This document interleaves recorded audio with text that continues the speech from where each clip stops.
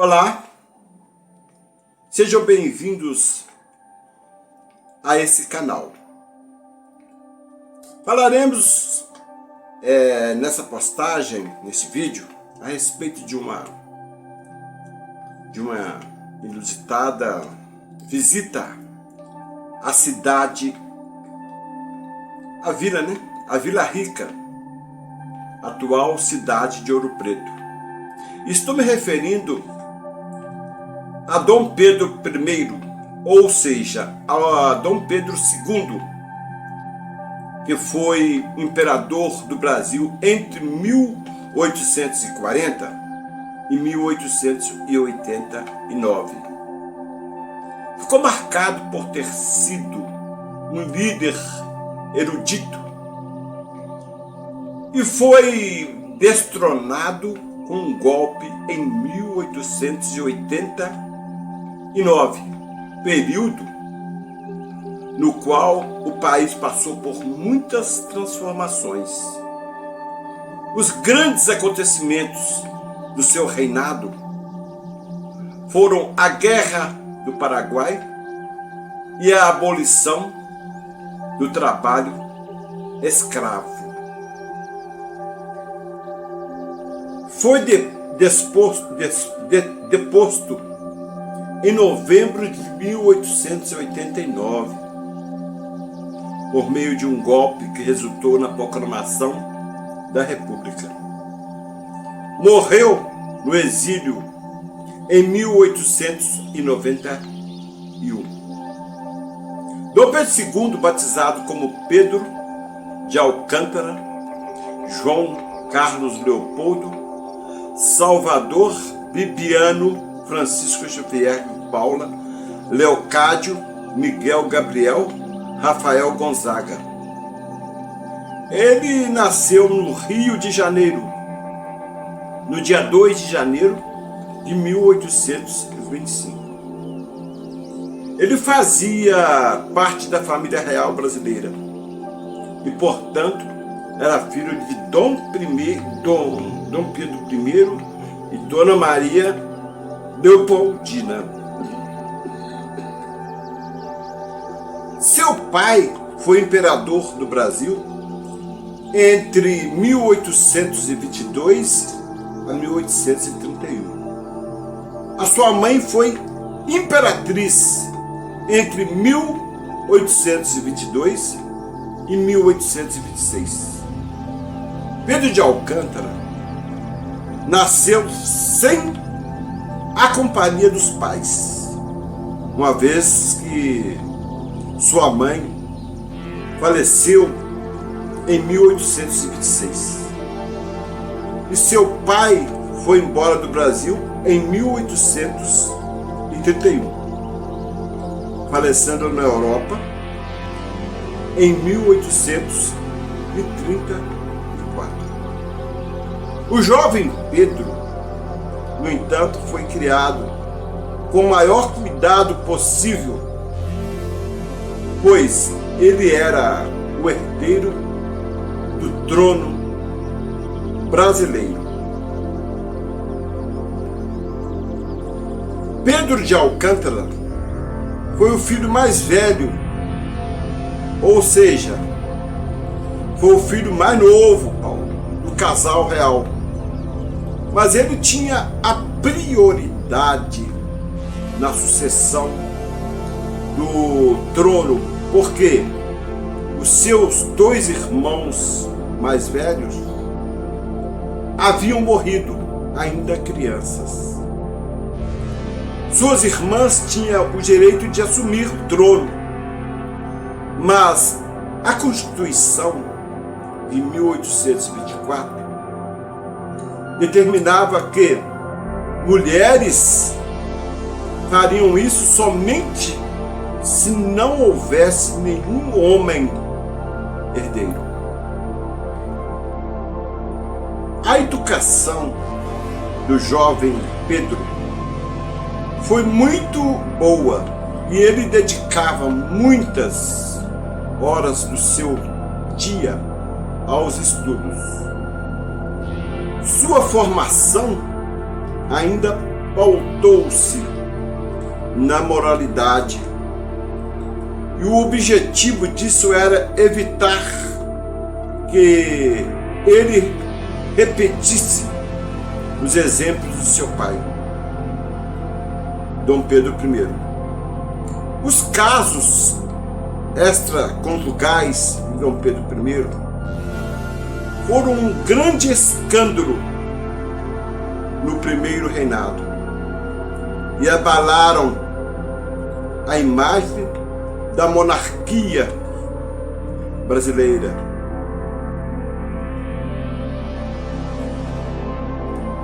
A responsável pela educação de Pedro de Alcântara foi escolhida por Dom Pedro I. Chamava-se Dona Maria Carlota de Verna. Ela foi a ia do herdeiro, a ia, ou que seja, babá hoje, no nosso linguajar de hoje, babá do herdeiro, e manteve-se próxima dele por toda a vida. Pedro de Alcântara nutria grande carinho e admiração por ela, considerando-a sua segunda mãe e chamando-a por apelidos carinhosos.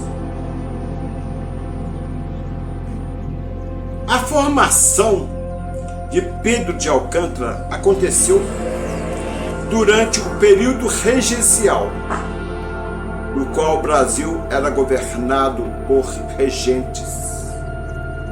Essa estrutura se manteria até que o herdeiro alcançasse a maioridade. O que aconteceria no final de 1843?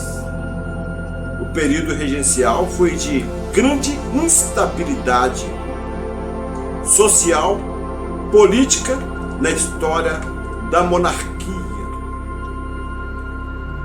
Durante o período regencial, o Brasil viveu uma primeira experiência de governo descentralizado. E essa descentralização somava às disputas políticas locais e aos problemas sociais e econômicos. Levou a uma série de rebeliões nas províncias que colocaram em risco a integridade territorial do Brasil. As disputas políticas entre liberais e conservadores também foram um grande problema para o Brasil durante as regências. Essa disputa, inclusive, levou os liberais a levarem para o Senado a proposta de antecipar-se a maioridade de Pedro de Alcântara para que ele pudesse ser coroado imperador antes do previsto. A possibilidade de antecipar-se a maioridade do herdeiro do trono ganhou força. O próprio aceitou-a em 23 de julho de 1840. Sua maioridade foi antecipada. Esse evento ficou conhecido como golpe da maioridade. E na ocasião, Pedro de Alcântara tinha apenas 14 anos de idade. Sua coroação aconteceu no dia 18 de julho de 1841, ocasião que o transformou oficialmente em Dom Pedro II.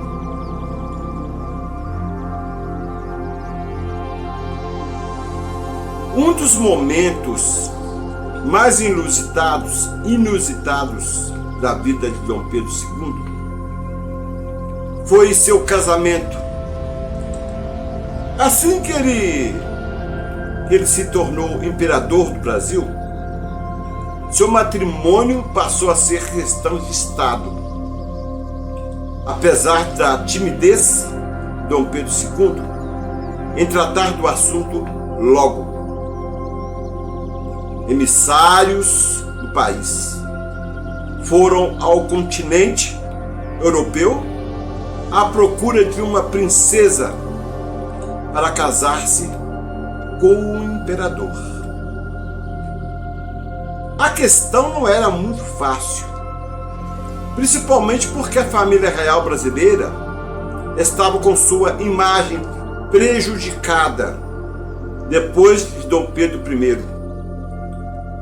Por fim, os emissários de Dom Pedro II conseguiram a princesa do reino das duas Sicílias, Teresa Cristina Maria, como possível esposa para o imperador. Um retrato dela foi enviado para Dom Pedro II e ele aprovou a união. Bem, o casamento foi realizado por procuração na cidade de Nápoles, na Itália, em 30 de maio de 1843. E a imperatriz só chegou ao país em 3 de setembro do mesmo ano. Ela estava a bordo da fragata Constituição e a ansiedade de Dom Pedro II em conhecer sua esposa era tão grande que ele entrou a bordo da embarcação.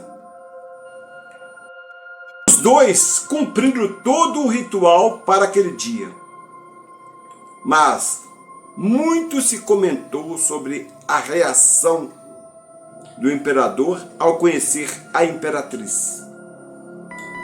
Os relatos da época dão conta da frustração de Dom Pedro II em relação à sua esposa. Eles mencionaram que Teresa não era bonita e que ainda era obesa e um pouco manca. Isso teria desagradado a Dom Pedro II, que se sentiu enganado. Mesmo a contragosto de Dom Pedro II, cumpriu com sua obrigação no casamento. A vida doméstica dos dois foi estável e eles permaneceram casados até o falecimento da imperatriz no final do século, no final do ano, de 1889. Tiveram 4 filhos juntos.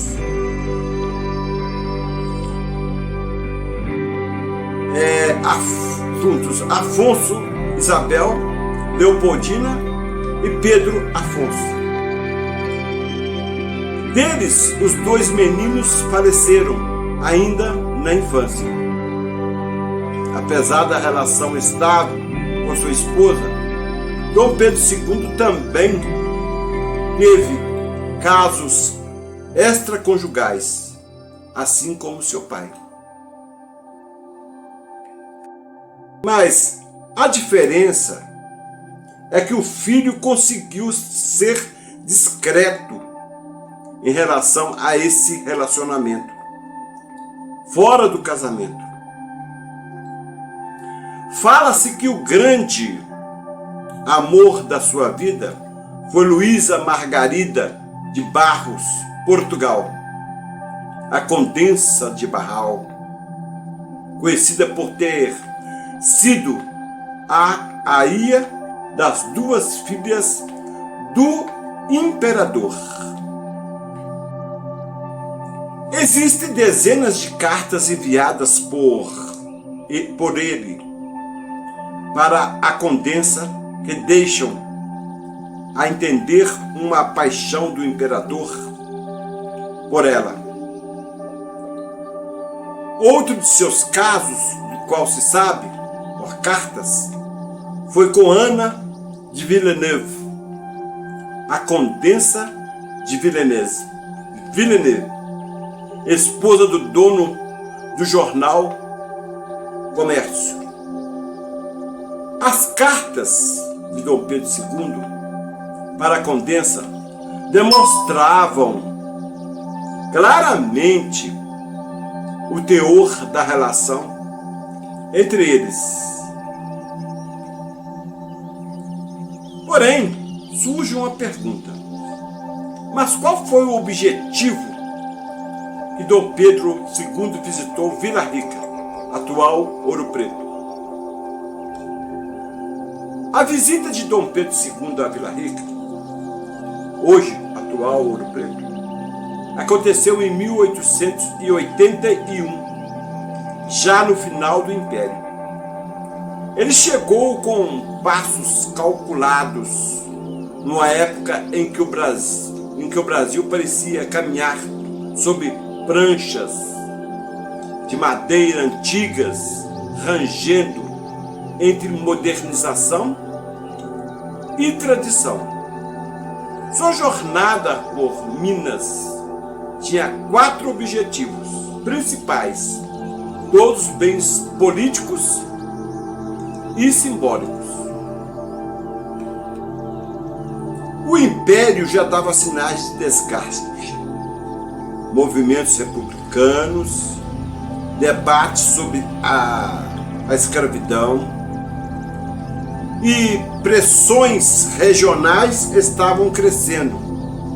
Dom Pedro II fez viagens pelo interior como uma forma de aproximar o Estado das províncias, mostrando presença, ouvindo autoridades locais e reforçando a imagem de um imperador próximo do povo.